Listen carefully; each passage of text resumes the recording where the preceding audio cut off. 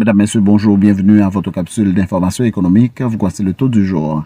Le taux de référence de la BRH pour la journée du 26 juillet 2023 est de 136 gourdes 60,96 points $. Le taux moyen d'acquisition pour la même journée est de 137 gourdes 87,31 points $.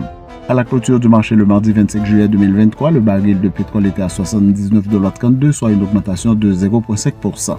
L'indicateur conjoncturel d'activité économique accuse une croissance négative de 2,1% au deuxième trimestre de l'exercice fiscal 2022-2023. À la même période de l'année antérieure, le taux de décroissance se situait à 2% selon l'Institut haïtien de statistique et d'informatique. Ce déclin trimestriel résulte d'une évolution négative des trois secteurs de l'économie. En valeur cumulée, l'IKE global du deuxième trimestre de l'année fiscale 2023 a régressé de 2,9%.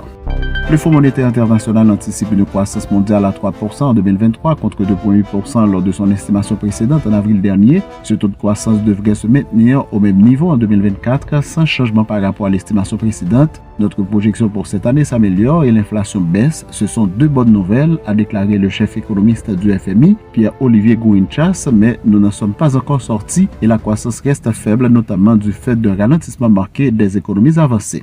La demande de prêt des entreprises a connu une forte baisse au deuxième trimestre de l'exercice en cours selon les banques en zone euro. Pour la Banque centrale européenne, c'est le signe que la hausse des taux pèse toujours plus sur l'économie. L'institution monétaire doit d'ailleurs acter une nouvelle augmentation de ses taux directeurs cette semaine malgré les critiques de certains gouvernements de la zone euro.